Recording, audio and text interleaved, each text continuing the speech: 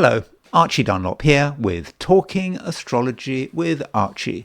And in this video, I'm going to be looking at the weekend of July the 19th and 20th, 2025. And one thing going on over the weekend is a conjunction between the Moon and Uranus in Gemini. And in this video, I want to look in some detail at this conjunction. Now, you might be thinking, so what? There are Moon-Uranus conjunctions every month. But, this is a Moon-Uranus conjunction in Gemini. And in fact, this is the first Moon-Uranus conjunction in Gemini since the end of May 1949. So, in a way, it is somewhat special. So that seems to me to be a good reason to be looking at this conjunction. But before I consider Moon conjunct Uranus in detail, I want to look at the astrology and the I Ching for the weekend. So here is a chart for the weekend. Don't forget to like and subscribe if appropriate. So this chart is set for midnight on July the 20th, 2025, the middle of the weekend, New York time. And so if you look at this chart, we have the moon at 26 Taurus in the middle of the weekend, sort of conjunct Algol. So, okay, this is a rather difficult part of the sign Taurus, conjunct Algol, but it is the moon. I mean, the moon moves pretty quickly, and the moon is exalted, and so this tells us that the first part of the weekend, Saturday, the moon will be moving through Taurus, and that means it will continue to be exalted, and furthermore, the moon is applying to a sextile of the sun. So at the beginning of a weekend, as the moon in Taurus starts aspecting the sun, and so moon sextile sun, it's a great aspect. I always say this about trines and sextiles between the sun and the moon, but it just does indicate that the lights are in harmony with one another. The male and female principles are in harmony, yin, yang, however else you want to look at it. So it's healthy, it's life affirming, and we overall should find that Saturday is is a fairly straightforward day for most of us. And then moon moves into late Taurus, and it does go into Gemini, and it goes into Gemini at on Sunday at 11:22 a.m. London time. So that means that if you're in Americas, very early on Sunday, the moon will be in Gemini. And so, if you're in the Americas, it's pretty simple. I mean, Saturday is all about moon in Taurus, and Sunday is all about moon in Gemini. If you're in Europe and Africa, then you do experience moon in Gemini. At least from sort of Sunday lunchtime onwards. So those of us, some of the changes going on over the weekend. Now, when the moon moves into Gemini, it straight away starts to make a conjunction to Uranus, and so the Moon-Uranus conjunction is one of the features, of the weekend. And as I just said, this is the first Moon-Uranus conjunction in Gemini since I think May the 29th, 1949. So sort of nearly 80 years. Well, not quite 80 years. That would be sort of 76 years. So it's been a long time since we've had a Moon-Uranus conjunction in Gemini. Now, of course, from now on, we're going to see lots of Moon-Uranus conjunctions in Gemini. Every month, we're going to see a Moon-Uranus conjunction in Gemini. Okay, Uranus does go backwards and does go back into Taurus sort of later in the year, but still, it is something new that many of us haven't experienced before. I have never experienced a Moon-Uranus conjunction in Gemini in my lifetime because I was born in 1962. So yes, that is something new for many of us to look forward to. And additionally, we have a sesquiquadrate between Venus and Pluto. So Venus is at 1723 Gemini, and Pluto is at 243 Aquarius. So Venus and Pluto are 135 degrees apart, and so when you're talking about sesquiquadrates, you're talking about perhaps quite a tense aspect. And so Venus and Pluto may say something about our attitude to other people. It could be quite a jealous, possessive aspect, Venus sesquiquadrate Pluto, even suspicious. Venus in Gemini, our mind can go in different places. We can see different sides in another person's behavior, and it might be quite easy to become suspicious. We might have a train of thought about another person which might not be very helpful. And so we don't want that Venus sesquiquadrate Pluto to get out of hand. I mean, there are other ways in which we can look at Venus sesquiquadrate Pluto. Venus is a planet that is connected with art and beauty, and so we might have particular ideas about what looks beautiful, especially as Mercury is still making a sextile to Venus. And from a positive point of view, you could say, well, Mercury is making a sextile to Venus, Venus is making a sesquiquadrate to Pluto, so that might represent quite interesting and powerful forms of art. Now, turning to the viewpoint of sort of Sydney, Australia, indeed of Australasia as a whole. So at midnight, the middle of a weekend, the moon is at 17 Taurus.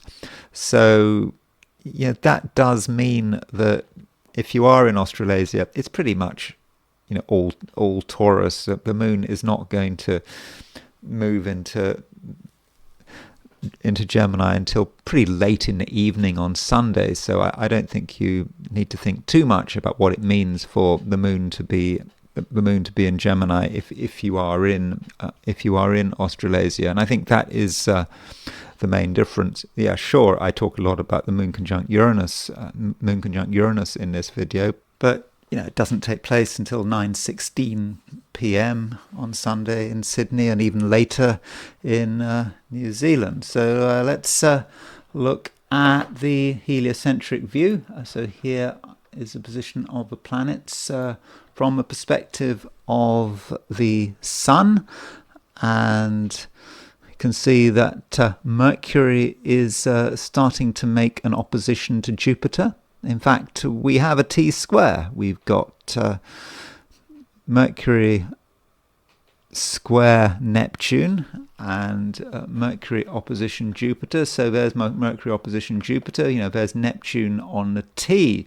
So we might see this in a collective sense. It is a heliocentric chart, so we do need to have a collective view when looking at heliocentric astrology. So it might be about some kind of fantasy that is developing. Mercury opposition Jupiter is optimistic, perhaps excessively optimistic. And when you throw Neptune in, Mercury square Neptune, Mercury opposition Jupiter, some of us might have ideas about what is possible. And we could be incredibly optimistic about the future in sort of passing moments. The optimism is out there. And I know that down here there's a lot to be concerned about. So where is the optimism? I think that we have to make sure that we don't get caught by sort of wishful thinking. We might be so annoyed and ground down by everything going on in this world, that we want to see some hope out there. And we might be, real suckers for hope. Anyone that's offering a message which seems to be uplifting, we might go for it. So we need some realism there, but on the other hand, we can't be grim all the time, and perhaps we should sort of transform this T-square into something spiritual. Okay, sure, on a material level, there's a lot to worry about, but sort of from a sort of wider cosmic perspective, we can perhaps get beyond it all. So maybe that would be might be a good way of harnessing this T-square, involving Mercury opposition Jupiter and Neptune. Though we mustn't necessarily believe what we're told. Just because something sounds good doesn't mean to say that it has any connection with reality. So now it's time to look at the 12 signs. So these are my forecasts for the 12 signs for the weekend of July the 19th and 20th, 2025. Aries. This weekend, Aries, you do think that there are things to do. You want them out of the way, and you might not want to do them, but still there is a sense of obligation. And it is true that you can really get to grips with what is in front of you, especially if it has a material nature. It might not be fun, but this feeling of obligation can drive you. And once you make a decision that you want to do something, then I really think that you're going to be able to get it out of the way very, very quickly, and that will allow you to sort of move on to other things. But in the process, it's important not to get annoyed. I'm really mainly talking about Saturday here. Just don't get annoyed. If something isn't going your way, then you shouldn't worry about it too much, and don't allow yourself to just say things without really thinking it through. Because there could be moments of frustration when you have a picture about how you'd like things to unfold, but it just doesn't work, and just one thing you say without really thinking it through could just cause a lot of damage. So that would be unnecessary. Now, the moon does change sign over the course of a weekend, and this sign change, it does very much sort of change the emphasis. So certainly if you're in the Americas, really early on Sunday, we've got the moon moving into Gemini. If you're in Europe, it will be sort of late morning, lunchtime, that the moon changes sign. So the moon moving into Gemini probably makes things easier for you, and also makes things more interesting. You can perhaps start to look at things that you haven't seen before, and be maybe more experimental, and you might feel that you've got sort of more time at your disposal. And additionally, there is a conjunction between the moon and Uranus, and this Moon-Uranus conjunction is short-lived, but it kind of depends how you see it. It's not necessarily just a precise moment when the moon and Uranus are together. It's the fact that the moon and Uranus are in the same sign. They're both in early Gemini, and you might start to see things differently. And it is a reminder that that Uranus has indeed moved into Gemini. That things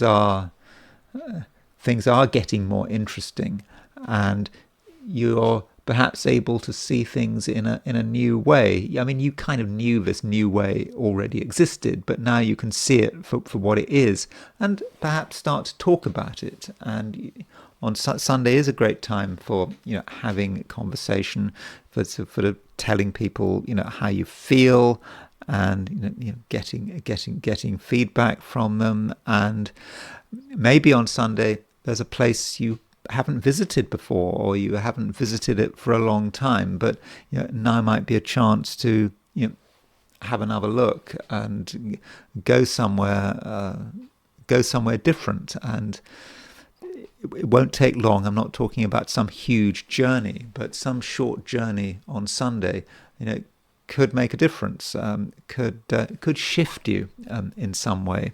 Now, as far as other people are concerned, Venus is making a sesquiquadrate to Pluto, and this sesquiquadrate, you could argue, is not your problem. I mean, Venus is not your ruler. Venus is the ruler of Libra, your opposite sign, and so with Venus sesquiquadrate Pluto, that might say something about other people and their behavior and their responses. Some people can be quite secretive, and you might feel that something's being held back. You want to know, you want information, you want a free flow of ideas, but you don't necessarily always get it, and you're perhaps confused about why someone is holding something back. I don't think you should worry about it too much, and it just may be that there's some sort of passing issue which you might never know about, which is just resulting in people just not saying what's on their mind. And you can feel it, but probably you shouldn't say anything. Just allow other people to have their moments, to have their moments of thought and contemplation and perhaps emotional intensity. You can never really know for sure what another person is feeling. I mean, you can guess. Even if you ask questions, is that going to help? No, it's just going to make them more defensive. So, be patient with other people, with this Venus sesquiquadrate Pluto, and sort of let things sort of develop in their own way. And additionally, don't forget your words have power. And you might say something, I'm thinking mainly on Sunday, that you might say something that just comes to you. It doesn't seem to be of any great significance, but you say it, and straight away you realize it's had an impact. It's not necessarily an explosive impact, but it matters, and people are listening to you. People are listening to actually everything you say. So if you say something, you must assume that it is heard and that it is understood and that it is interpreted. And you might say there's a difference between something being understood and being interpreted, because you're very clear as an Aries. You tend to be that way. You say what you mean, and there's usually no ambiguity. But today there might be ambiguity. You say something and someone is not quite sure what you mean, and because of that ambiguity, that creates confusion, and that might encourage people to be more cautious. So from a social viewpoint, today just could be ever so slightly complicated. Taurus, the moon is still moving through your sign. At least on Saturday it is, and it is making a sextile to the sun. So moon sextile sun is a great aspect. It allows you to be in touch with everything. You can feel that you are at one with your environment, and so it's unlikely you're going to make mistakes, especially on Saturday. And I think that you can enjoy other people's company. When I say enjoy, I'm not talking about great drama. It's just feeling good in other people's company, and part of that is just being able to relate without necessarily having to say anything. And so you do do make the most of this trine between the moon and the sun, and it might allow you to get over certain situations which potentially could be complicated, because we've got this contrast between the moon trine sun, which is really about easy communications, but especially easy emotional communications. But we also have Venus making a sesquiquadrate to Pluto. So Venus is, of course, your ruler. And so when it's sesquiquadrate Pluto, there is a possibility that you do become sort of quite intense, and there might be things that you want to hold on to. Yet the moon sextile sun is allowing you to express yourself. So maybe you shouldn't be too precious about your own feelings and things you feel that just can't be discussed. The moon sextile sun indicates that there's always a way of telling people how you feel, and you've got many options. It's not necessarily about just using words. You can use body language. You can perhaps trust people to be more understanding and more subtle than usual. So it needn't be a mystery, and don't assume that other people don't understand, or don't assume that your issues are just so complicated that really they can't be discussed. That you're almost sort of special in the complicatedness of what you're experiencing, because that's not true. And so really do use that trine between the sun and the moon, and don't just don't make negative assumptions about other people. Don't feel that they're just going to hold you back and that they're not going to be helpful. I think if you do give people a chance, I think that you'll be I think pleasantly surprised by their response.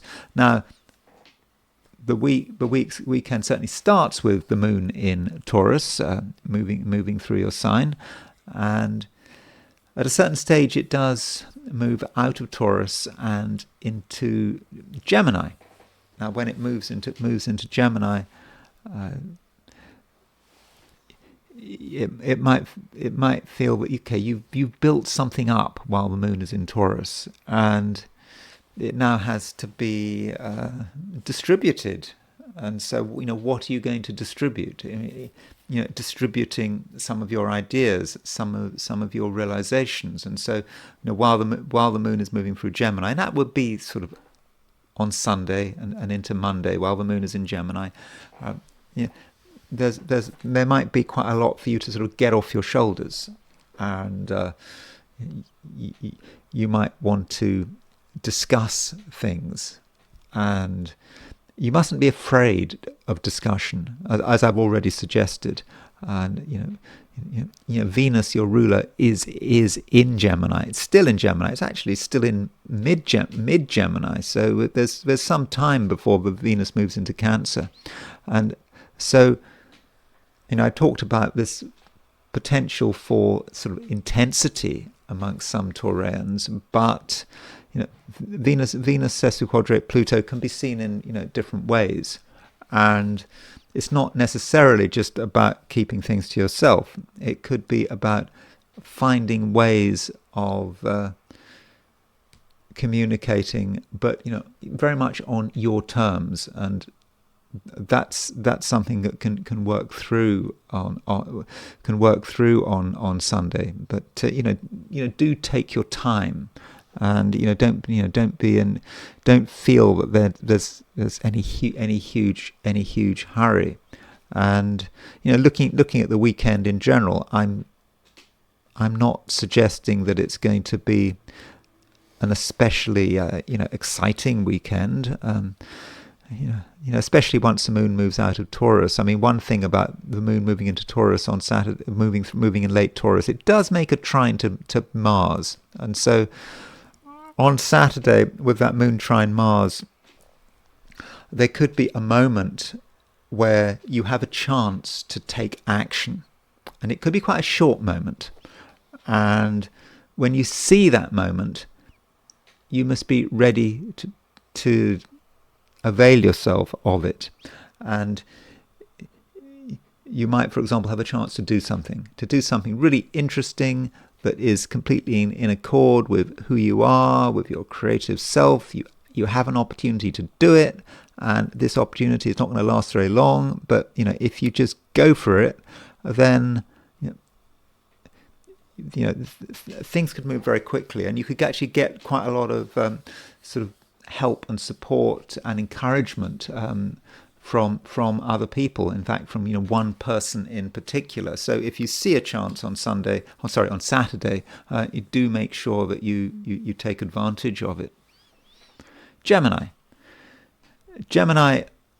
at some stage this weekend, the moon does move into your sign.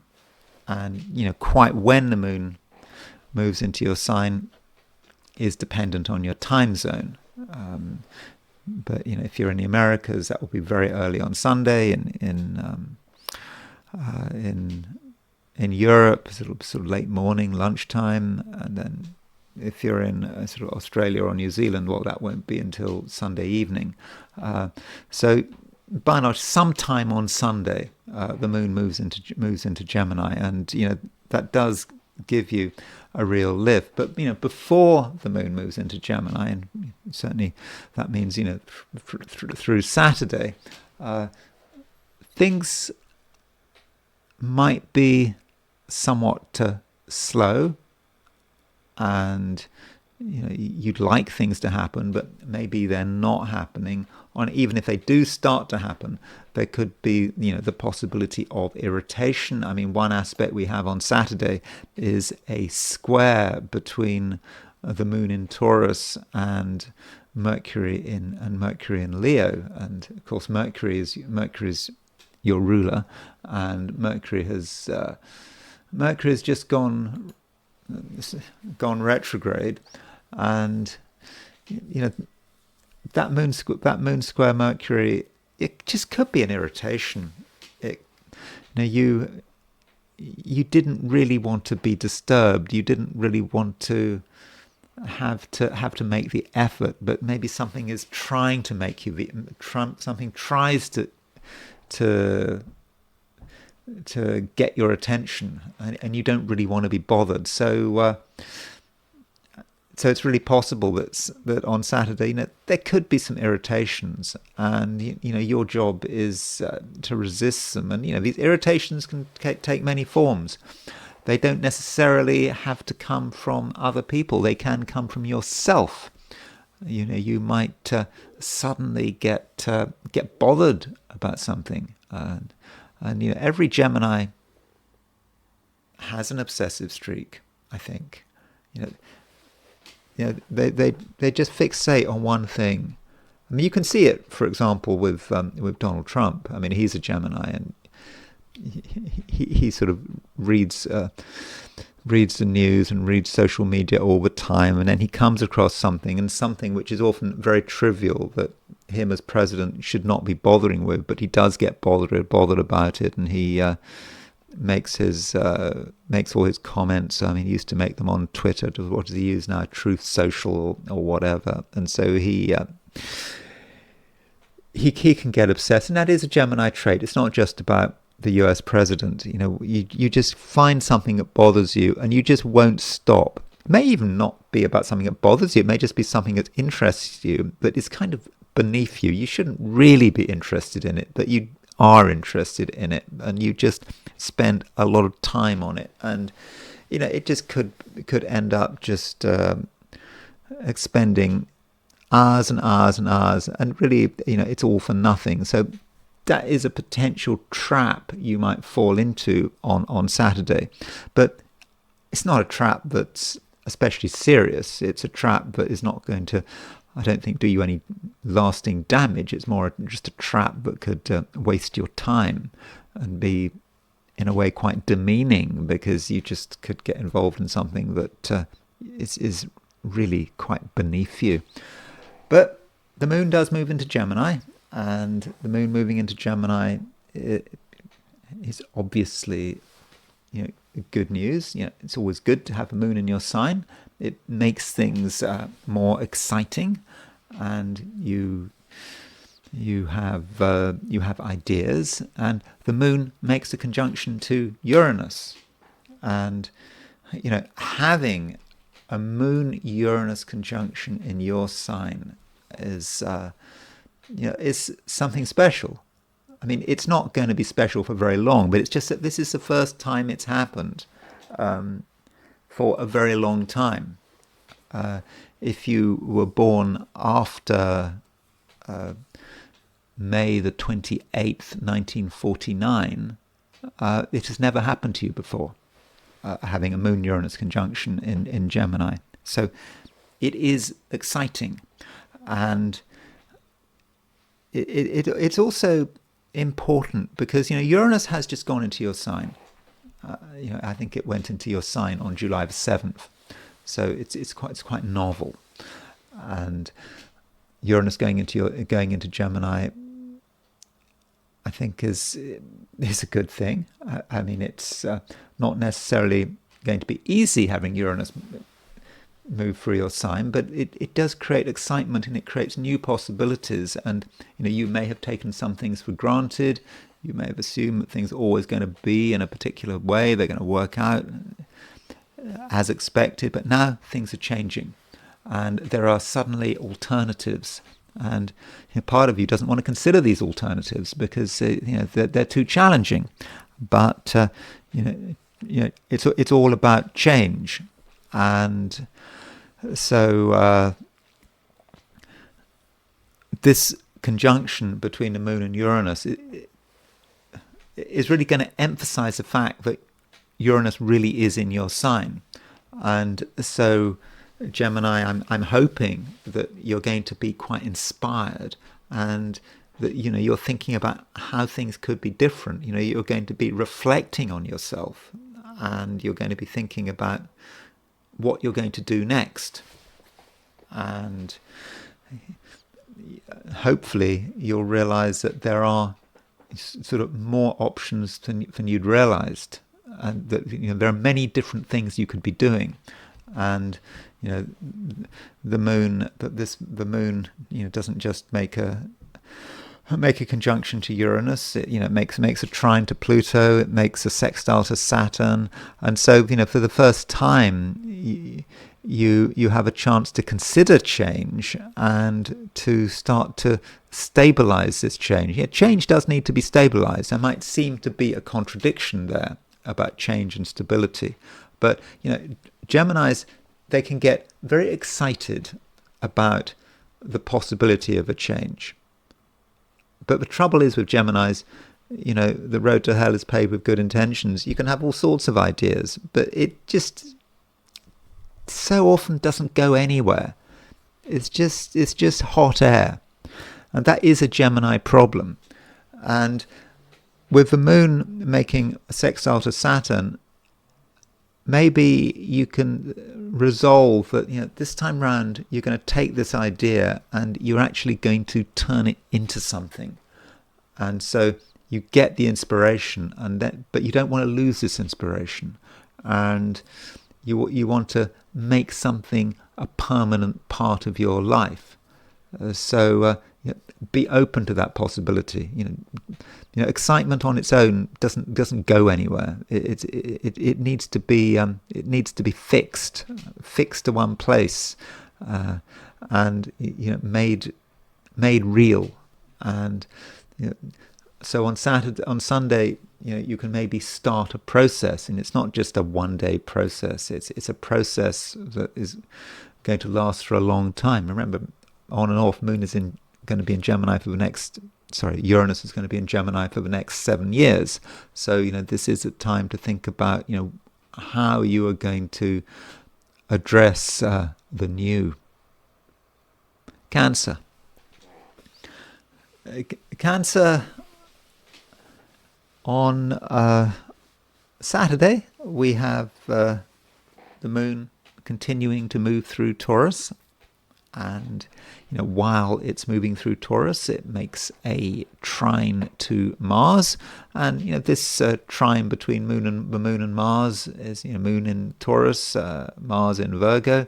It's quite an activating aspect.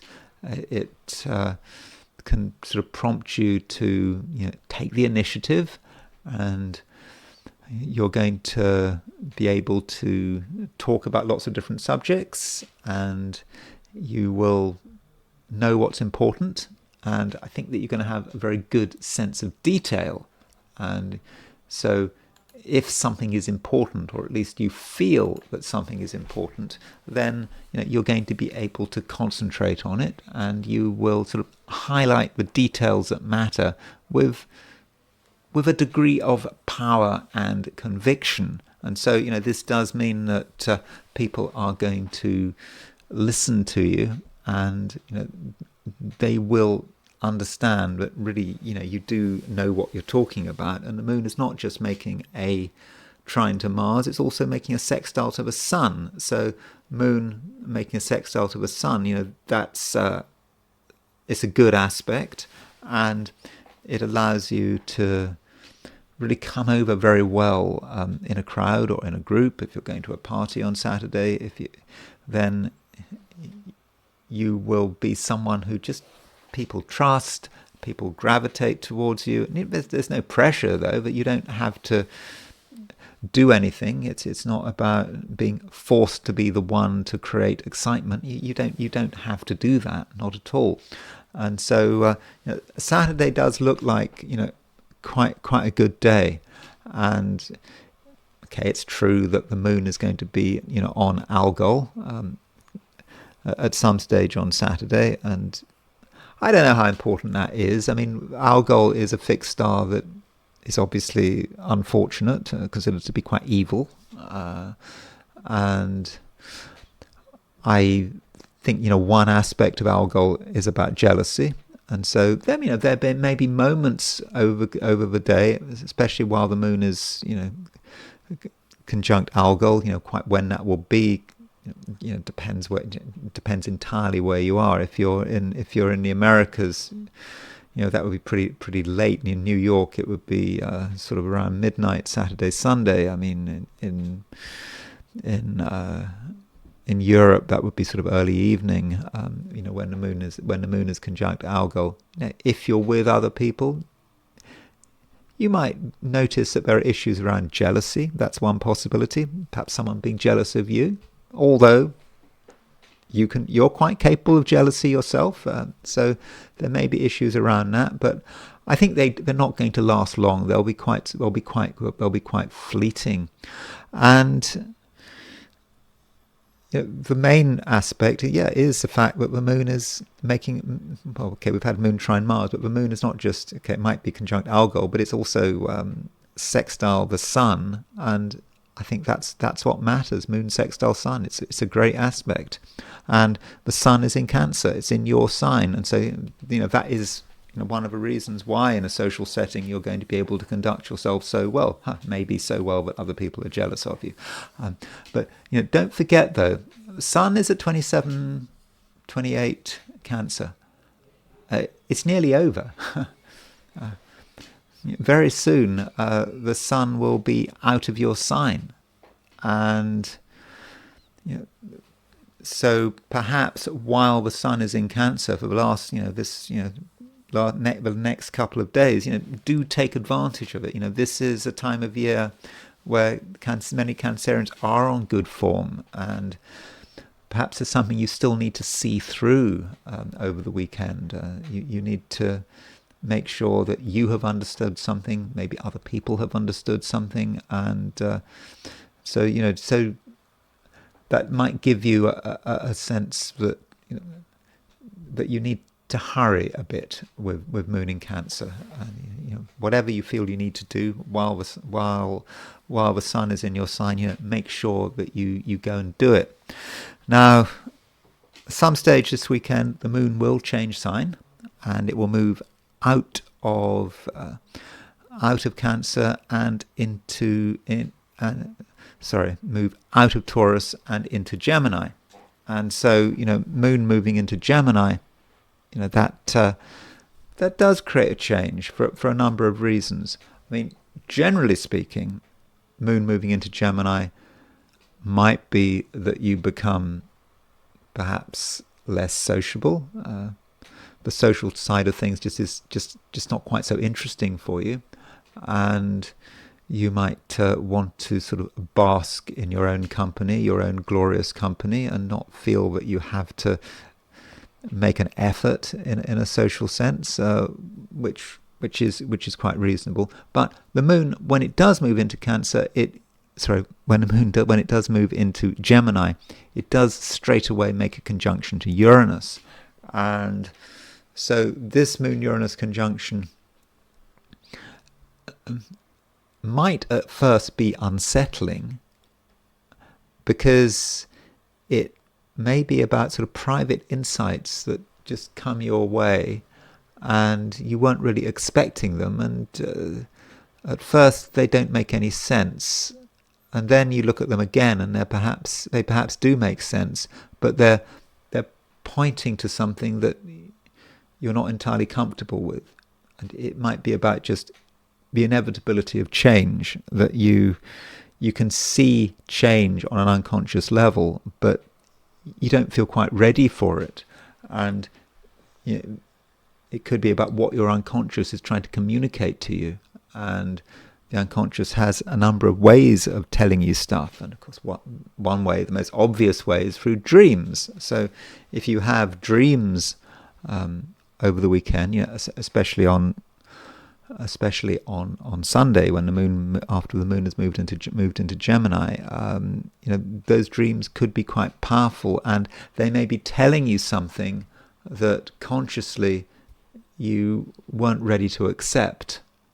And when I'd say dreams, it might be dreams while you're sleeping. It could be daydreams. It could be just moments where you're not concentrating and you just get an idea, you get an insight. And so do watch out for these insights. Now, the Moon-Uranus conjunction, later in this video I do talk about the Moon-Uranus conjunction in detail, and I do highlight a few dramatic events which could be linked to Moon-Uranus conjunction. But I'm not really, I think, talking about dramatic events. I think in most cases, any drama is going to take place sort of on an unconscious and on a sort of psychological level. Although Cancer, it is possible, if there is something that you are absolutely refusing to recognize, the need for change, and you're refusing to recognize it, and you're being incredibly stubborn about it, it is possible then that something happens in the outside world, in your sort of encounters with the outside world, which is surprising and unexpected. And it might be disturbing as well, but its function is there to sort of move you on. But I don't think we're talking about anything too serious. And the more honest with yourself you are, the better, and the less likely it is that this kind of thing is going to happen. Leo, just a reminder that the Sun is moving through Cancer. The Sun is your ruler, and it's now in very late Cancer. It's getting ready to move into Leo, and sort of early next week it will indeed be in Leo. I think that the Sun moves into Leo on the 22nd, which is Tuesday. So on Tuesday, the Sun moves into Leo. So perhaps, Leo, this is something that you need to be getting ready for, preparing for. And the last month, while the Sun has been in Cancer, you might have at times felt that you just weren't quite your normal self, that you weren't fully able to engage. There are other things to work through, especially as you had Jupiter in Cancer as well. I mean, Jupiter moving through Cancer is something that takes a bit of getting used to. There are things that you have to work through in your own private way, but you can't be completely obsessed about it. But still, over the last month, you might not have always felt that you were your normal happy-go-lucky Leo self, but things are changing, and it's not just that the sun is moving into Leo. It's not just that the sun is moving into Leo. We're getting ready also for a new moon at 2 degrees Leo next week. So that's something that you should be preparing for. Now, as far as the specifics of a weekend is concerned, I think that there is a difference between Saturday and Sunday. On Saturday, many Leos may still feel that the working week is just continuing. I mean, Saturday may just be an extension of Sunday. Sorry, an extension of Friday. The moon's in Taurus. Moon in Taurus is quite sort of a materialistic energy. You thinking about what you need to do, what you need to achieve, and you want to get going on it. And the moon does additionally make a sextile to the sun, and this moon sextile sun, it's a good aspect, moon sextile sun, and it means that you are probably feeling quite good about yourself on Saturday and into Sunday, but also feeling that you don't want to waste a chance if there's an opportunity, or you feel that there's just something that needs to be done, and you're not entirely relaxed. And that's probably a good thing, because if you're too relaxed, you're not doing anything. And so, this dynamic tension can actually sort of work in your favor. And the moon is not just making a sextile to the sun. It's also making a square to Mercury, and that moon square Mercury on Saturday is for you, Leo, probably quite an important aspect. It's quite a motivating aspect. It means that you are really thinking about what you need to do, and it also sort of links with the fact that Mercury has gone retrograde. Now, Mercury going retrograde, you might think is a problem, that having to sort of go back over things and things getting delayed and confused. But that is not how you're seeing it, I don't think. Mercury is at a standstill, and right in the middle of Leo. And so on Saturday, Leo, you have a very clear idea about yourself and where you want to go. And there may be a sort of real moment of clarity. And so that moon square Mercury is motivating, and it's challenging, and you want to put your ideas into practice, and they are concrete ideas. And I don't know what opportunities you have on a Saturday. It depends. It depends what they are.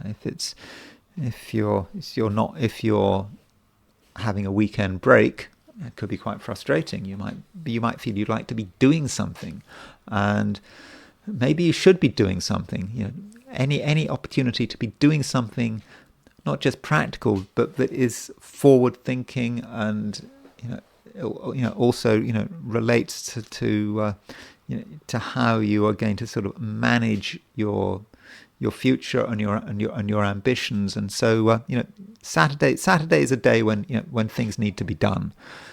Things do change. The moon does move into Gemini, and certainly if you're in the Americas, for pretty much all of Sunday, the moon is moving through Gemini, and so the pressure goes down as you move through Sunday. You're not quite so hyper motivated, and you're perhaps finding it easier to relax. But you haven't forgotten your vision. you have an underlying optimism to you at the moment. I think you had this optimism yesterday on Friday, but it's still very much with you, and you're seeing things in a positive light, and you are thinking about the future, which is exactly where you should be, given the fact that the sun is about to move into Leo, and there's about to be a new moon in Leo, and you're thinking about all the things that could work out for you. And even if things have been difficult, and things you might have perhaps in the past had had frustrations, and you might have been not felt that you were yourself, and you might have been let down, but deep down you know that things are going to be okay, if you just are able to give yourself a chance. And it's not about being reliant on another person's whim, thinking, well, things would be okay if you were given this chance. That's not how you should see it. You have what it takes, Leo, to create the kind of success that you are looking for. And perhaps that's one message we can take from this weekend. Virgo, this weekend is mixed. I mean, it's rather dependent on the moon and how the moon changes sign, because we start the weekend of a moon in Leo, and we end the weekend of a moon in Gemini, and those two energies are rather different. And so on Saturday, Virgo, you're in the mood for doing lots of different things. Your mind is quite expansive. I think you're quite open-minded. I mean, there might be a few sort of irritations. I mean, the moon does make a square to Mercury. Mercury, of course, is your ruler, and that moon square Mercury may represent some irritations, something bothering you. I don't think necessarily the irritations come from anyone out there. They come from yourself. But if you can ignore these irritations, then then maybe Saturday can just be about you just maybe just sort of soaking up the vibes. And Moon is also making a sextile to the sun, and so with that moon sextile sun, then it seems that you're going to be able to enjoy other people's company. And so if you have any sort of opportunities to socialize or go to a party on Saturday, I think that things should work out pretty well. So that's Saturday, and I think it's looking pretty good. Plus, the moon is making a trine to Mars. That moon trine Mars, moon in Taurus trine Mars in Virgo, it does give you a lot of energy. Although I must point out that Mars is getting rather close to the South Node. I mean, I've been mentioning this quite a lot, but it's pretty much exact now. It's less than a degree apart, the Mars and the South Node. So there is always a danger, not just on Saturday, but over the weekend, that you apply yourself in an inappropriate way. You decide that something is important, that it's worth throwing all your energy into, and you do it, and it's just too much of a good thing, and you could certainly annoy other people. I mean, people have a limited patience for overactive Virgos over the weekend. And so if there's something you regard as really important, and you want to tell everyone that it's really important, and you're trying to get people to pay attention to you and get them, you want them to take you seriously, and you want them to regard your priorities as the only priorities, well, you can imagine that would be a recipe for disaster. Now, the moon does change sign, and the moon does move into Gemini, and it makes a conjunction to Uranus, and so that's a lot of what this video is all about, the moon being conjunct Uranus. And so with the moon conjunct Uranus in Gemini, it's important for Virgos. it takes place in a prominent part of your chart. And with Moon conjunct Uranus, you are going to want to stand out, and you feel that there are things that really are important. And this goes back to what I was saying about Mars being conjunct with South Node. It's good that you regard things as being important. You have ideas. You want to create change. You're not happy with the status quo. All of that is great. You are completely in keeping with the times, with Uranus moving into Gemini. But you don't have to impose that onto other people. You're tempted to, but if you go around telling people what to do, ordering them around over the next couple of days, it's just not going to work. It's not the right approach. And in fact, if you want to be successful, remember, you've got this Moon conjunct Uranus is potentially about success and you getting noticed for something. Then your first job is to understand everything around you, and that includes the people around you.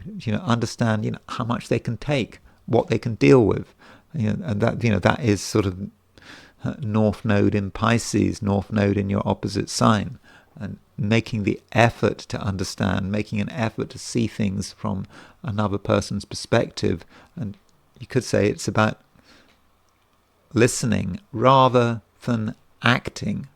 I don't say listening rather than talking. I say kind of listening rather than acting. Yeah, you could act. Okay, you can act in your own world, but you don't want to impinge on other people's worlds. So respecting other people's boundaries and people's sensitivities this weekend and into early next week, I think is going to be very important. Libra.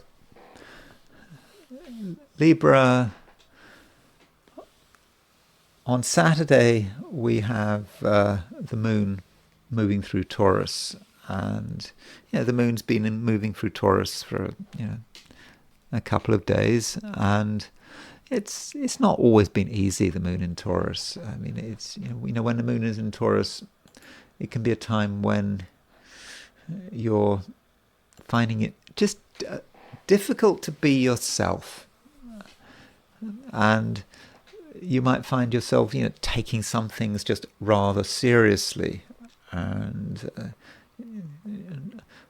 finding it difficult to be sort of happy and spontaneous. I mean, that's looking at it in a negative way. I mean, there is a positive view to Moon in Taurus. I mean, from a Libran view, especially as the Moon in Taurus is making a sextile to the Sun. I think that even though you are quite wary of other people and of what's going on around you, you know that it's not a time for joking around. Despite all of that, you have a very good understanding of what is happening, and this understanding is at many different levels. It's a mental understanding, but it's also an emotional understanding, and this sextile between the moon and the sun really does highlight this understanding. You can actually use this understanding to really make progress. And the sun might be about to leave Cancer, about to leave an angular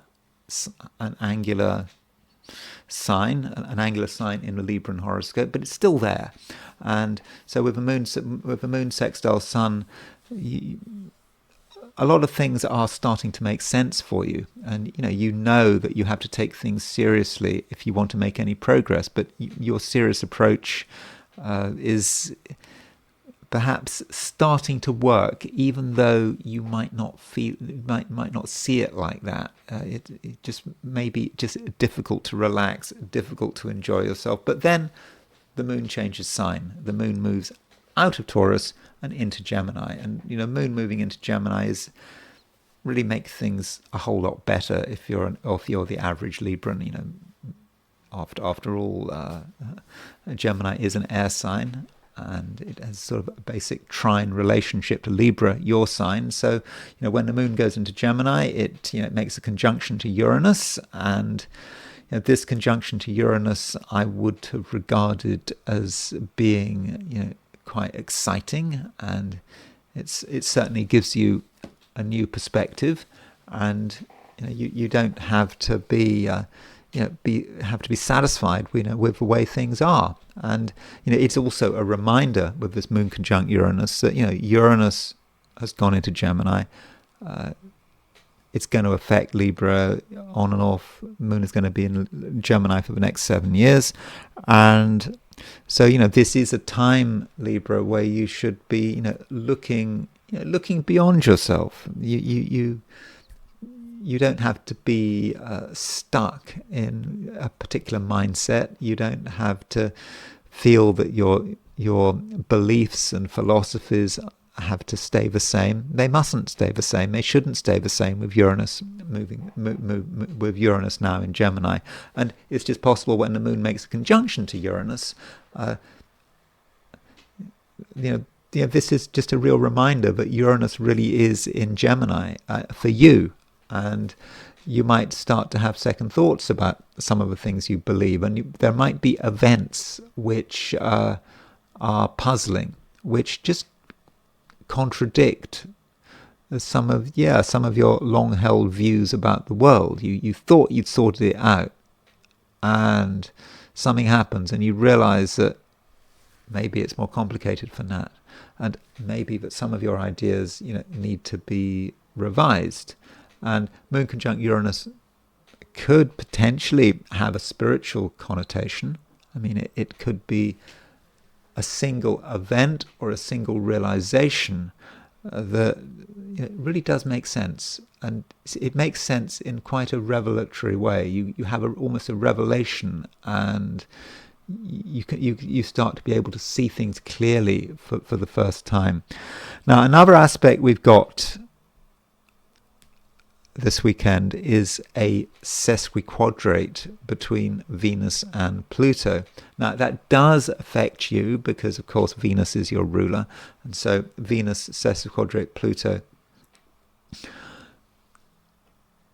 might indicate that there is something that you have to start taking seriously, not in a sort of a short-term way, but it's connected with Pluto. It's connected with Pluto in the 5th house, and you're thinking about what you enjoy, what you really enjoy. And with Venus sesquiquadrate Pluto, you may want to take something further, because Pluto is quite an intense aspect, and you may be asking yourself, well, why would you do something if you enjoy it? Why would you just do it in a way that is casual? That you just do it when you feel like it. If you enjoy something and you enjoy something more than anything else, then surely you'd want to throw everything you've got into it.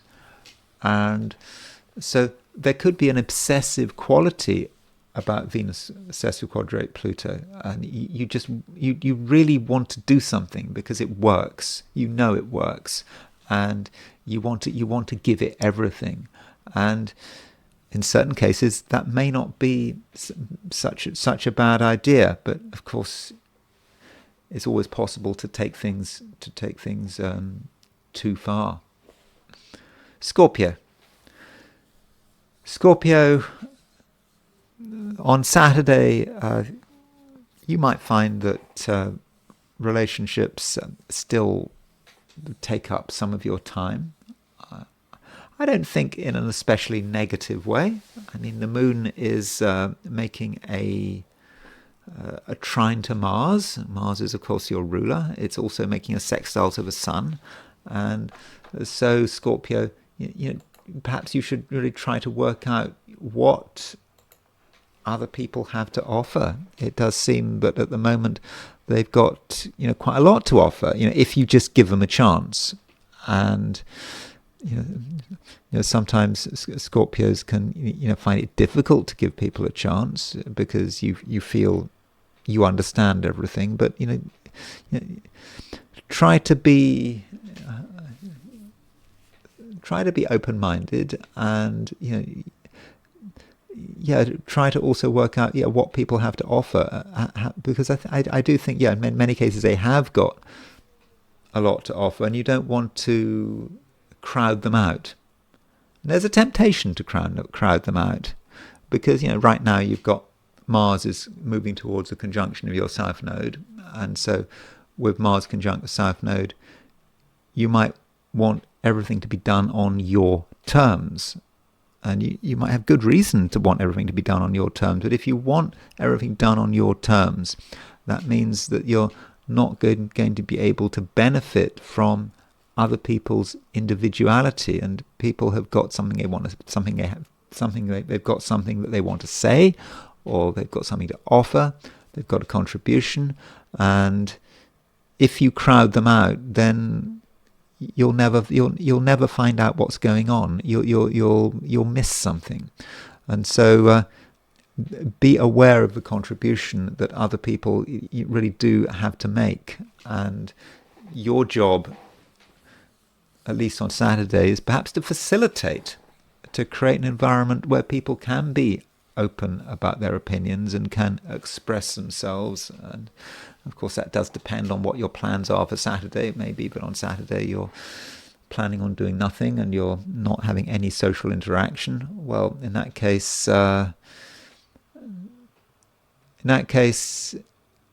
it's kind of different, but you might still be aware of how outside forces can have an influence on you, and that influence might not be such a bad thing. And then as we move into Saturday, the moon does start changing sign. Of course, a sign change is a once and for all thing. I mean, the reason I say start changing sign, because it I'm thinking about it in terms of time zones, and so it changes sign in different time zones. But the moon moves out of Taurus into Gemini, and with the moon moving into Gemini, it does make a conjunction to Uranus, and this conjunction between the moon and Uranus is potentially quite powerful. As I've said on several occasions, this is the first Moon-Uranus conjunction in Gemini since, I think, May the 29th, 1949. And so Moon-Uranus can be about inspiration, realizing things from the depths. Certainly if you're a Scorpio, you look down, you look into the water, you look into the dark water, and something emerges, and you see it, and you know that it's the truth. It's at least it's your truth, and so the truth is becoming available, and you just get it. And that just might be how the Moon-Uranus works, but really it's a process of getting it, because Uranus has just gone into Gemini, went into Gemini July the 7th, and so this is the beginning of a period lasting 7 years where Scorpios are going to perhaps undergo some quite dramatic transformations. I mean this in an entirely fortunate sense. It's about sort of emotional transformations, about perhaps understanding relationships for what they really are, not just on the surface. It's not just about one-to-one interaction. It's about something much deeper, and perhaps this Moon-Uranus conjunction is really going to bring things to the surface. But firstly, you have to go down into the depths to find it. But I think that that Moon-Uranus conjunction is useful. And then the Moon does make a sextile to Saturn, and so perhaps with the Moon sextile Saturn, you take a realization, something you can see, but it's not something you're entirely easy with. And Moon sextile Saturn is about being able to make it real and to sort of stabilize it, and that might require a bit of work. Sagittarius, the weekend might get off to a slow start. There doesn't seem to be a great deal going on, at least a great deal going on that's very exciting, and at the same time you may be aware of things that maybe need to be finished off, and it's all a bit tedious, but you're probably just prepared to sort of get on with it. Yet you want action, you feel that sort of inner dynamism, and you are becoming increasingly impatient. And if things don't go your way, you might indeed you might get annoyed, but you have to get your timing right. If you find that Saturday is just a real pain, don't feel that you have to push it. Just accept that everything has its place, and so on Saturday it's just probably best that you just you quietly get on with it, and you don't feel any great need to be noticed. I mean, why would you want to be noticed if the time is not right? You just might not get the appreciation you feel you deserve. Though it might be a bit different if you're talking about issues relating to work, for example. So if you're working on Saturday, then the moon is making a trine to Mars, and I think that moon trine Mars is going to be pretty fortunate. It allows you to do what is necessary, and you can do a good job on Saturday. In fact, you're going to be very conscientious, and I know that conscientiousness isn't always something that one associates with Sagittarius. It's conscientiousness. It sounds a bit constrained, and you'd like to go further than mere conscientiousness. But if you want to be conscientious, and you just you'll be able to you'll be able to do what's required of you, and you might not get any immediate recognition, but I think quietly you will get the rewards you deserve. So do get the timing right, and Saturday is not necessarily a very exciting day, but I think that it can be a day when you can accomplish a fair amount. And then things do change. The moon moves out of Taurus, and it moves into Gemini. And so when the moon moves into Gemini, you can become more active. And I've talked about this impatience you might feel, particularly through Saturday. And the reason you might feel impatient is because there are things you want to do, but you want to do stuff which is exciting and interesting and active, and you can't do it, and so that might be why you're impatient. But on Saturday, as the moon moves into Gemini, things start to balance out. You have the opportunity to be yourself, which you hadn't had before, and better still, you will be more appreciated, and you will find that other people are going to be more interesting and perhaps more receptive to your charms, because it's not just now that you who want excitement, it's just other people want excitement as well, and that is something you can provide. But you might then be in a situation where you have to be careful what you wish for. You might want things to be interesting, but there is actually a possibility that they become too interesting, because the moon changes sign. It makes a conjunction to Uranus, and that Moon-Uranus conjunction takes place in early Gemini, in your opposite sign. And so the Moon-Uranus conjunction could relate to an event which you hadn't necessarily expected, and it happens, and you're not quite sure what to do. And it may be, Sagittarius, you're dealing with the unpredictability of human nature. So you might think you know someone, and then they do something you weren't expecting. And perhaps this is something you should welcome. I mean, Uranus, remember, is in Gemini. On and off, Uranus stays in Gemini for the next 7 years. And part of what Uranus in Gemini is about for Sagittarians is to see how relationships can be, transforming and changing your attitude to relationships.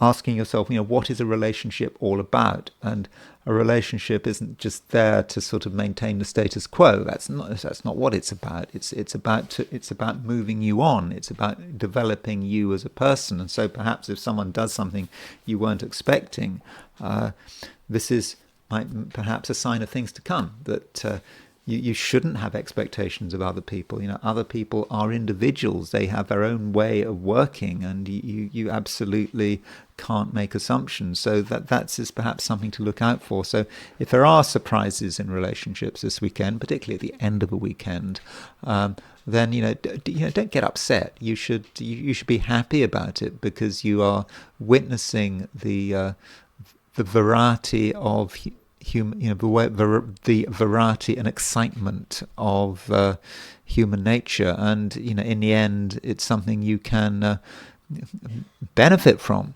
and you can have your horizons expanded, and you can be able to see things in a completely different way because of your contacts with other people. Capricorn,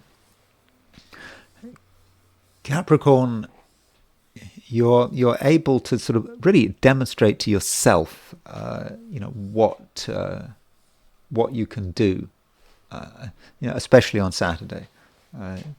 It's clear that something you're doing is working, and you perhaps see the first evidence, and it's not just because you're seeing results. It's also about the way you feel. You just feel good about something you're doing, and it may just be a moment of passing satisfaction, but really that moment is enough. That moment is enough to convince you that really you are on the right track. So Capricorn, it really is important that you appreciate yourself as a creative human being, and again, this is especially the case on Saturday. So it really does matter that you make Saturday special, that you really give yourself a chance on Saturday, and there's nothing vague about it. It's also about you perhaps recognizing that you have a certain authority, that you are in control in some small part of the world, but in a significant part of the world. It's your part of the world, and when I say the world, I'm talking, it's your space, and that you have control, and you have authority, and people will respect that authority. And of course, that means you have to first sort of respect yourself, but that really shouldn't be a problem. And so that's Saturday, and it's a positive day, and where you really should be putting yourself first. And then as you move into Sunday, things do change. The moon changes sign. The moon moves into Gemini, and the moon makes a conjunction to Uranus. It also makes a sextile to Saturn, and so with the moon making a conjunction to Uranus and then a sextile to Saturn, I mean, very short, in short order, this happens, because at the moment there is a Saturn-Uranus sextile, and what this could be about, Capricorn, is like something happening that maybe you hadn't planned for, that at first you're not too happy about, but then you reflect on it and you say, well, this is an opportunity, and it does require some work. So something might happen you hadn't planned for. It requires some work, but if you're actually able to put in the work, and so you can take something that appears random and chaotic, and you can take control of it. And perhaps what started off as being problematic can, in the end, become something really, very important, very real, and very valuable. And additionally, with this moon sextile Saturn, that moon sextile Saturn, may say something about relationships. And as far as relationships are concerned, relationships do have a certain Uranus feel to them. What do I mean by Uranus feel? Uranus is a sort of revolutionary spirit, and so relationships can work very well for you, Capricorn. But you do have to take into account the unpredictabilities of human psychology, and you must be prepared to be surprised. So if you're able to treat people as individuals and not be surprised by something happening but you just simply hadn't expected, then things are going to be fine.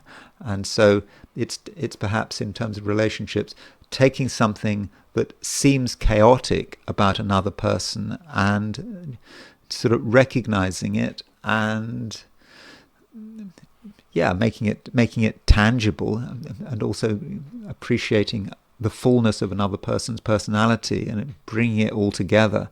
And as a result, relationships, through an acknowledgement of change, can actually be stabilized. Aquarius, at the beginning of a weekend, you are quite possibly not really in the mood for much. You're quite happy where you are. I don't think that you're on the lookout for excitement, and you may just want to be left alone. That's absolutely possible. I mean, although I'm not saying that is desirable. I mean, the moon does make a sextile to the sun on Saturday. Okay, it might be on Sunday, depending on your time zone. But with the moon sextile sun this weekend, that is a fortunate aspect, as I've said on numerous occasions in this video, and indeed in other videos. And the moon sextile sun may say something about you and another person, and it does allow you to get on pretty well with someone and to have an appreciation of that person. And so there's just sort of a natural balance there. So if you want to get on with people, then you certainly can. So you shouldn't feel that other people are a disruptive influence. So that might be one reason why you might want to spend a weekend alone, because you just don't want the bother. But it won't be a bother. The right people can actually be a bonus for you, and can actually make things easier and also more exciting. So, I mean, it sounds a bit of a contradiction there, but it is quite possible. So don't feel that you have to be stuck in any one place, and don't regard people as being a threat. Okay, some people really are a threat, but most people, they're not threatening, and they can actually be supportive. And so they may actually reaffirm what you know already, and they can make you feel sort of even more secure. So that's Saturday. And so on Saturday there is just a danger that you're perhaps overcautious, because I think it would be unnecessary, and I think you can be fairly trusting. Then over the weekend the moon does change sign. The moon moves out of Taurus and into Gemini. And so with the moon moving into Gemini, there are sort of more things going on, a lot more things going on, because when the moon moves into Gemini, it makes a conjunction to Uranus. And this conjunction to Uranus, it's the first conjunction between the Moon and Uranus in Gemini since May the 29th, 1949. So nearly best part of 80 years. Years ago was the last time we saw this kind of conjunction, and so it reminds you that Uranus has gone into Gemini. Uranus went into Gemini on July the 7th, and as far as I'm concerned, Uranus in Gemini for Aquarians is something of great creative importance. And over the next 7 years, you have the chance to do something, not just one thing, but lots of things which really can be amazing and special, and they can just be an integral expression of who you are. And with the moon conjunct Uranus, you may get a glimpse of this. Now, it's not the whole picture. There's no obligation to take note of this Moon-Uranus conjunction, but it just gives you a glimpse into the future. It perhaps gives you a glimpse into the next 7 years and how the next 7 years could unfold. And so, you have a chance to do something special that is just all about you, and to get real appreciation for it, and also to feel the power of it. And the moon doesn't just make a conjunction to Uranus, it also makes a sextile to Saturn. And Saturn is your ruler, and Uranus is a planet which some say has an association with Aquarius, and Saturn and Uranus are currently making a sextile to one another. And I think that this sextile, okay, it's not exact this weekend, but they're pretty close to the sextile. And so with the moon making a conjunction to Uranus and making a sextile to Saturn, you perhaps have an opportunity to try to bring something down to earth. You have an inspiration, you have an idea, you have a glimpse into your own creative genius, and you can make it real, you can touch it. Maybe you'll only be able to touch it for a few seconds, but that's long enough. That's long enough to know, what you can achieve in the future. Pisces. This weekend starts with the moon in Taurus, and so with the moon in Taurus, you're able to have a high degree of flexibility. I mean, I know that one doesn't normally associate the sign Taurus with flexibility. It's being a fixed sign, but this is a reading for Pisces. And so from a Pisces perspective, there is a certain flexibility to the sign Taurus. It is about being able to keep your options open, to be able to sort of move from one place to another, be able to choose who you talk to. You don't have to be stuck in one conversation. If you want to move on to something else, you certainly can. And the moon in Taurus, it makes a trine to Mars, and it makes a sextile to the Sun. And that moon in Taurus trine Mars in Virgo could be pretty helpful if you're interested in relating. You can really sort of talk to people in a sort of animated way, and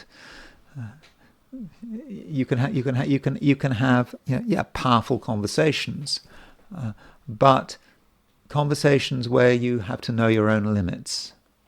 At the moment, Mars is making a conjunction to the South Node.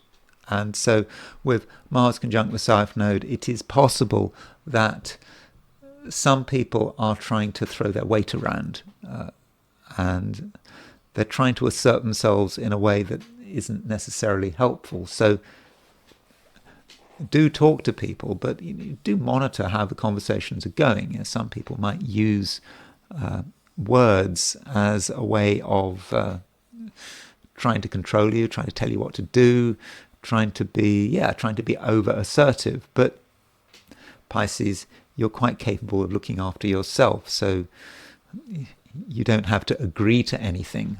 It's all about experimentation. You're seeing what someone has to say, and you should always be thinking about the next conversation. No one person is so important that you have to be spending all your time with them. And then the moon moves on, it makes a sextile to the sun, and that moon sextile sun is, it's a great aspect, and it just makes you feel good about yourself, and it makes you also feel good about what you can do. I think you're going to feel quite empowered by that moon sextile sun, and particularly as you're able to, to discuss, who you are and what you want. And additionally, Pisces, you actually are able to be quite assertive yourself. You can actually think about what you can do and where your power lies. And strange as it may sound, as the weekend progresses, you may become quite fiery. I know that fiery and Pisces is not something that one normally puts together, but I think that if you're onto something that is motivating and is exciting and inspiring, then you can indeed become quite fiery. Now, as the weekend continues, the moon changes sign. The moon moves into Gemini, and it makes a conjunction to Uranus, and this conjunction to Uranus could matter. It's a reminder that Uranus has changed sign. July the 7th, Uranus moved into Gemini, and Gemini is an angular sign from a Pisces view. It's often connected with the home and the home and the family, and so with Uranus moving into Gemini, over the next 7 years on and off, you may find that there are a lot of changes at home, perhaps even where you live, and these changes are not being imposed upon you. It might feel like that, but they're not. It's because you want them to happen. At an unconscious level, it's part of your destiny. So it could be that where you're living at the moment is not necessarily where you're supposed to be living, and that there's somewhere else you need to go to, that you shouldn't feel that you have to be in any one place. So if there are any events around the home or realizations around the home with this moon conjunct Uranus, okay, these realizations and events may in themselves be absolutely trivial. They just pass. But they should be regarded as being signs about the future. And so if you're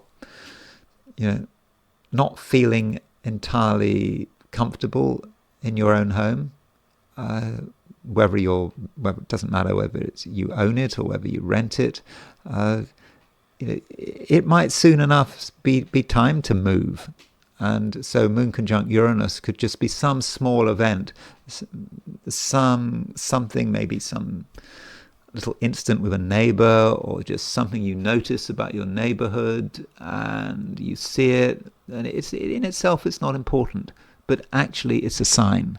And so do be aware of signs regarding your home. Also, moon conjunct Uranus may be about signs regarding household appliances. So if a household appliance does something, goes on to blink, and then it goes back to normal, then again that might be a sign that further down the road something could go wrong with it. I'm sorry to be negative about the home and household appliances, but I'm just trying to look at the chart in a way to sort of to really go through its whole potential. And of course I have to be balanced. It's not just that the moon makes a conjunction to Uranus. It also makes a sextile to Saturn, and that sextile to Saturn might be about seeing a problem and resolving it, before it gets out of hand. And so if something small goes wrong in the home, and it may not be a household appliance, it might be something going on between you and another member of your family, then you actually have a chance to actually do something about it because of that moon sextile Saturn. Anyway, those are my forecasts for the 12 signs, and now I want to look at the weekend from the viewpoint of the I Ching. So I asked the question, what is the weekend going to be like for those watching the I Ching section of this video? And the first hexagram I got was hexagram number 62, which is preponderance of the small. We had this quite recently, and the general message of this hexagram is, as its title implies, we shouldn't be taking on too much. We might have big ideas for this weekend, all sorts of different things that we might like to do, but if we do them, then things might not go to plan, or we might be disappointed, or we could exhaust ourselves. How much energy have we actually got? Maybe not that much. And how much opportunity is there? We might have all these ideas of things we'd like to do, but we still need some luck, perhaps, or we need some help, and it just might not be available. So the general message is to sort of pair your ambitions. You're not really going to achieve as much as you'd like to, and you certainly shouldn't be taking on too much. And it's always the case that we try to go for the best possible result. We see options, we might be thinking about different alternatives, and we want to get the best, don't we? We want to get the absolute best for ourselves. And there is a moving line. The second line moves, and one possible interpretation of this second line moving, as I understand it, is that there might be two options. We have the option of really getting what we want, absolutely perfect. We see an opportunity here. We think it could happen. And then we have something which is second best. Oh, it's not quite so good. We really would have really liked to have done well to get the best possible option. And what the I Ching is telling us is that in many cases we should perhaps go for the second best option. Now, why would we want to do that? Perhaps the second best option requires less work. Perhaps the second best option is what is available. And you could take the view that it's, bird in the hand. Bird in the hand is worth two in the bush. If something is really available to us, we should take it. We shouldn't hold out for some better alternative. So that's one way in which this hexagram could work out. So this hexagram is not saying we are going to fail. That it's not about failure. It is about just not being overambitious. And if we see a result, if we see a way of being successful, may not be the success we were looking for, then we should take it. And it also applies to sort of other people and who we are trying to meet. And the I Ching has this quite sort of complicated description of different relatives and meeting people in the street and sort of passing people by. So there's a lot of social interaction here. And so it's possible that we may be trying to get in touch with someone. And in our attempts to get in touch with someone, we get in touch with someone else. We think we're going to meet someone, or we want to meet someone. And in the process of meeting one person, we meet someone else. And that someone else kind of gives us what we need. So perhaps in terms of our goals, we think we're going for one goal, but in fact we end up going for a different goal. Now that different goal may not be as grand as what we were really looking for, but again, it's another situation where we have to take what's available. Now, the second line from the bottom moves, so that means we go to a second hexagram, and the second hexagram we go to is hexagram number 32, which is duration. And that's a second part of a message. Duration is just about being persistent. It's not about pushing ourselves to the limit. It's just about deciding on a course of action and just staying with it.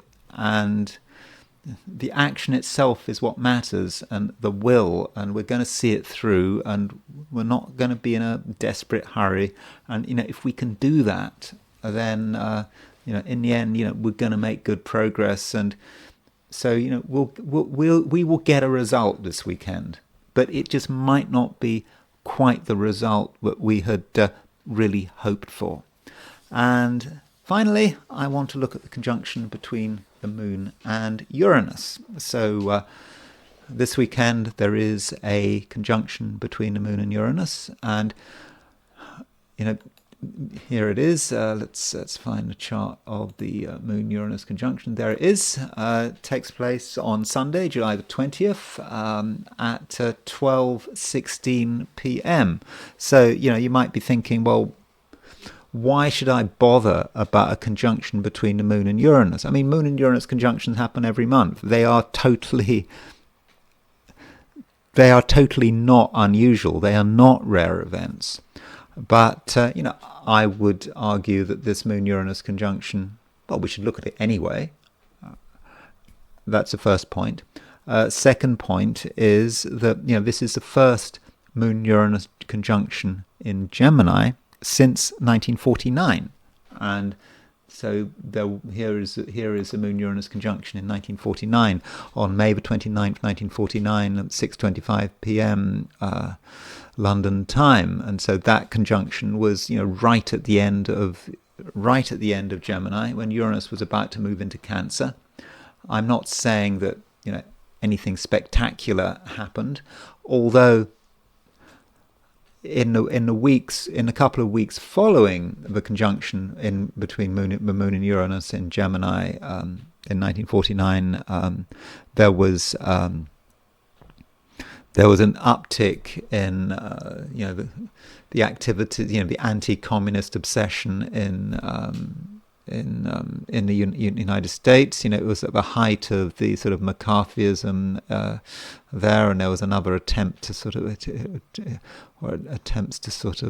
reveal these supposed sort of secret communists. And also, additionally, 1984 was George Orwell's 1984 was published. I think a week or two later. I mean, I don't think that's necessarily of relevance. I mean, it could be.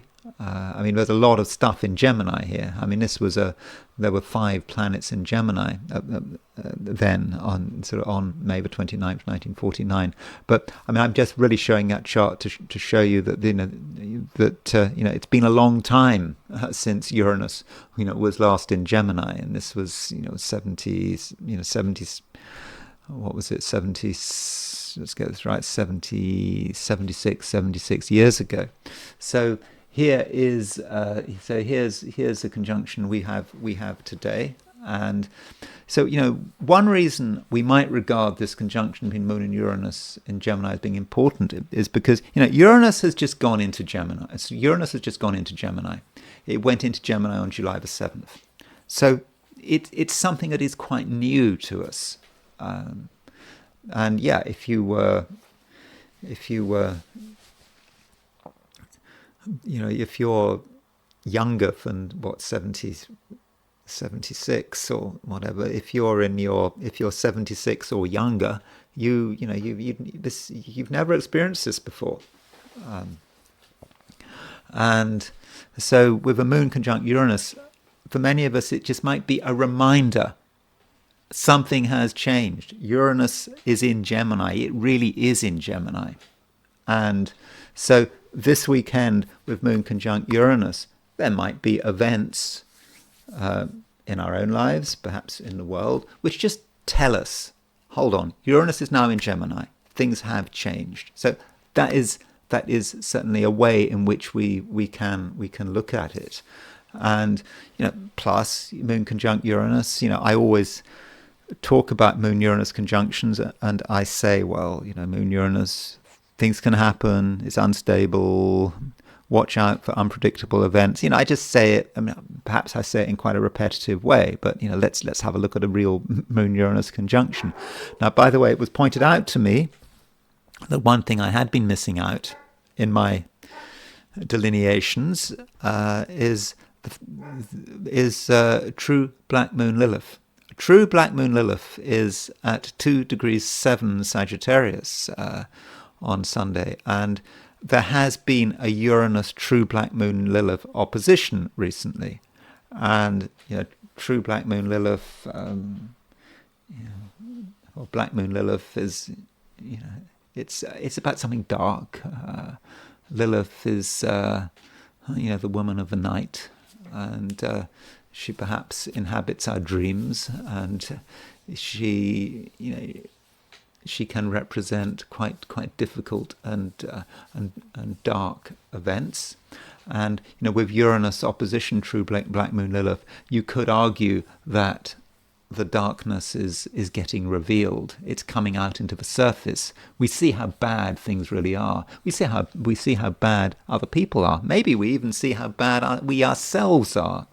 And you could then say that with the Moon making a conjunction to Uranus, Moon making an opposition to True Black Moon Lilith, this weekend, the energy of True Black Moon Lilith is perhaps being brought out into the open, and so that may say something about the kind of events that might be taking place over the weekend. I'm not saying, by the way, there are going to be dramatic events, but I thought it could happen. So as we're on the subject of a Moon-Uranus conjunction, I thought it would be a good idea to just look at some people and events who had conjunctions between Moon and Uranus. It's just very quick. There's not many people I'm going to look at. A lot of them I've looked at before, so I'm not going to spend a lot of time on them. So let's start off. Alex Jones. He was involved in sort of InfoWars, who got into a lot of trouble with Sandy Hook, with his sort of claims he made after the Sandy Hook killings. Remember that elementary school, and I think it was in 2012 when all those children were killed. And so I don't have a time of birth for Alex Jones, but Alex Jones has a conjunction between Moon and Uranus in Libra. His Moon will be somewhere between 19 Libra and 1 degree Scorpio, so it's sort of reasonable to say that he's got a Moon-Uranus conjunction. And from what we know about Alex Jones, and someone who is heavily involved in social media, has a lot to say. That's pure sort of moon conjunct Uranus. Now, Moon conjunct Uranus can be about explosions, and it can be about terrorism, and one of the most sort of renowned or infamous terrorists of the late 20th century was sort of Andreas Baader of Baader-Meinhof fame. Now, he has a Moon-Uranus conjunction in Gemini, and so we've just got this Moon-Uranus conjunction in Gemini. So he was born in May the 6th, 1943. So Andreas Baader led the sort of a Baader-Meinhof gang, a sort of urban guerrillas, terrorists, however you want to see them, in Germany. And he sort of, I think, committed suicide, or was he murdered? It depends on if ours is a theory that he was murdered. But how did he get the gun into prison? But in the late 70s, he committed suicide. And so, Moon-Uranus conjunction, a terrorist activities, feeling that one has to perhaps use violence to get one's way. That's pure Moon conjunct Uranus. Now, you can blow things up and be quite legal about it. You know, it depends what you're doing. So if you are an Air Force officer, then you're free to use your Moon-Uranus conjunction without worrying about the consequences. And Bomber Harris, who was a British Air Force officer who was responsible for the sort of the bombing of German cities. You know, he was the one who said, you know, they will sow the wind and reap the whirlwind. You know, talking about Germany and how, you know, they're going to do to Germany what Germany did to others. And so he had Moon conjunct Uranus in Scorpio. And again, I don't have a time of birth. His moon will be anywhere between, say, 1 Scorpio and 13 Scorpio. But I think we can kind of say that he's got a Moon-Uranus conjunction linked with the South Node. And so Scorpio, there's this idea of vengeance. You know, they destroyed Rotterdam, the Germans destroyed Rotterdam and all these other places, and we're now going to destroy them. We're going to just do what they did to their cities. And so Moon conjunct Uranus conjunct the South Node in Scorpio. I think that is really a pretty good fit. And as far as contemporary characters are concerned, so Mark Carney, Prime Minister of Canada, has a Moon-Uranus conjunction. Have we seen this Moon-Uranus conjunction at work yet? It may be what he attracts. It may be what he's yet to attract. So he has a conjunction with Moon in Uranus and Moon in Pluto. And his Moon really gets it there, hitting Uranus, Pluto, and Mars. And it's it's kind of opposition Chiron and Saturn. So his Moon really gets. So it's really quite difficult to know what is the Moon-Uranus conjunction. But here is someone who is perhaps capable of impulsive behavior when he's under pressure. How much pressure is he going to be under? Perhaps we haven't yet had the opportunity yet. So if you are Canadian, just bear in mind that your Prime Minister has Moon-Uranus conjunction, and perhaps it is waiting to reveal itself in its fullness. And then someone else who's in the news, Pam Bondi, has a Moon-Uranus conjunction. And again, I don't have time of birth for Pam Bondi, but her moon will be between 12 Virgo and say 22 Virgo. So yes, she kind of has a Moon-Uranus conjunction, and so she's now involved in a storm with the Epstein files, and so that's pretty Moon-Uranus so far. But again, like Mike Carney, we will see how it develops. By the way, Australian cricketer Shane Warne has a Moon conjunct Uranus. Again, don't have a time of birth for him. I don't know how close his Moon-Uranus conjunction is. I mean, he was a real celebrity cricketer.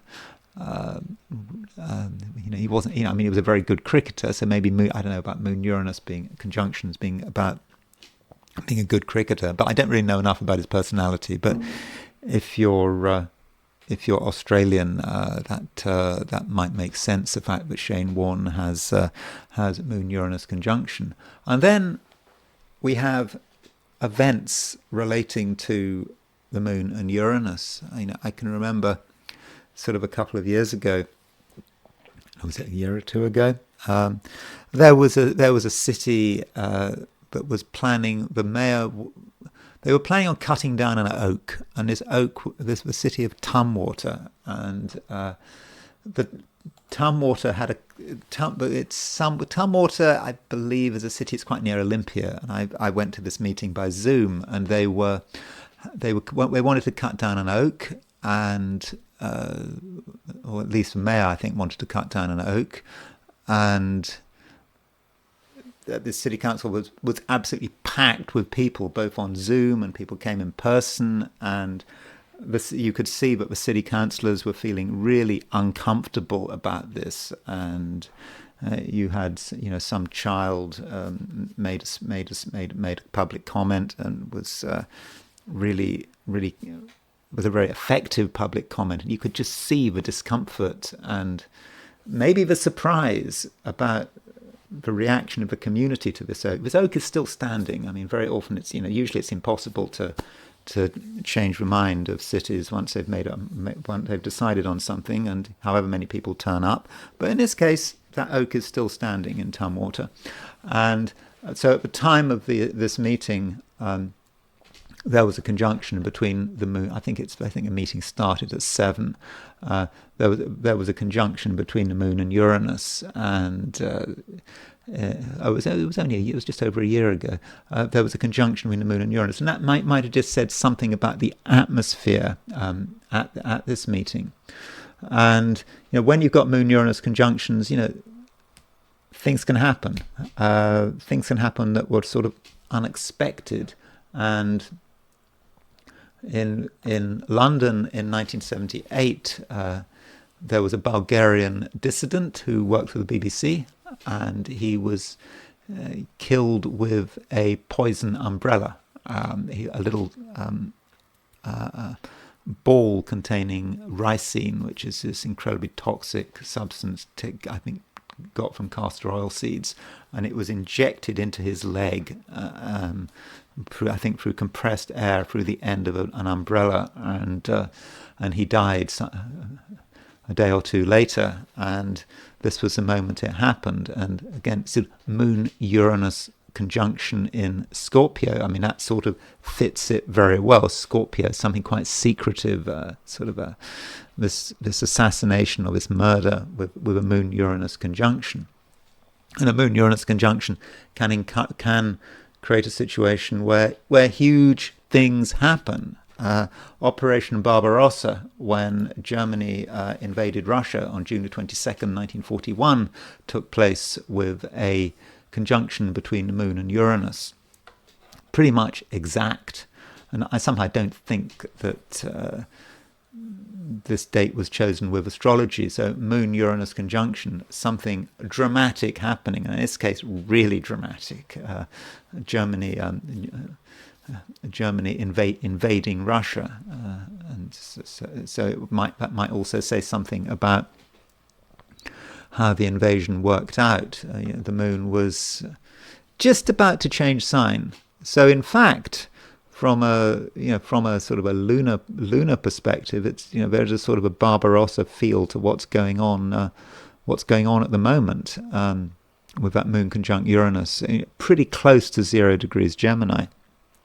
And but the moon was technically void of course, and of course it was of course a disaster in the end, Germany's invasion of Russia. Now there is the question of whether or not you should get married when the moon is conjunct Uranus. I mean, is it a good idea to get married when the moon is conjunct Uranus? Well, Roman Polanski married Sharon Tate when the moon was conjunct Uranus. I don't know the exact time of the marriage. I've set this for noon. I shouldn't think it was too far off noon. I mean, it would have been probably an hour or two either side. So at the time of Roman Polanski's marriage to Sharon Tate, the moon was making a pretty close conjunction to Uranus. And of course, as we know, the following year, 1969, Sharon Tate was, while pregnant, was murdered by the Manson gang. And so I think this is a real suggestion that, it's not a good idea to get married or to have some other kind of event like this, if you can possibly avoid it, when the moon is making a conjunction to Uranus, because it can indicate dramatic, and in this case tragic and horrific events. And moon conjunct Uranus, it can be about violence. Another act of violence that took place when moon was conjunct Uranus was when Joe Orton was the British playwright had his head smashed in by his partner Halliwell on August the 9th, 1967. Again, there is moon conjunct Uranus. A playwright in Virgo, Moon-Uranus, when this renowned young playwright, got murdered by his partner, and so you can see it's not great. Moon conjunct Uranus, it can be difficult. And last year in the UK, there were riots following the stabbing and the killing of these girls in Southport by someone from an immigrant family. He was actually born. The perpetrator was actually born in the UK, but he, I think he got radicalized online, and he went to, what was it, a Taylor Swift themed event, and these girls were there, and he just went in and started stabbing. And here is a chart for the Southport stabbings. It's a major event if you're in the UK.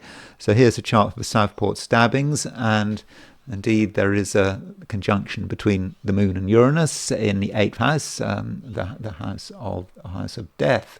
And I just talked about the San Marino Grand Prix in 1994, and where Ayrton Senna was killed. And here is a chart for the death of Ayrton Senna, this sort of renowned Brazilian racing driver. And again, see, Moon conjunct Uranus. So that gives us an idea about Moon conjunct Uranus. But Moon conjunct Uranus can link up with dramatic events, violent events, and it's not a good idea to do things while the Moon is conjunct Uranus, and it's certainly a bad idea to get married while the Moon conjunct Uranus. While the Moon is conjunct Uranus, as we saw with Roman Polanski and Sharon Tate. So thank you very much for watching. I think that's all I've got to say on the subject of Moon conjunct Uranus. If you enjoyed this video, I would be very grateful if you were to like it. If you're not subscribed, I'd be super grateful if you were to subscribe. If you want to buy me a coffee, there's a link in the description, and I will talk to you again very soon.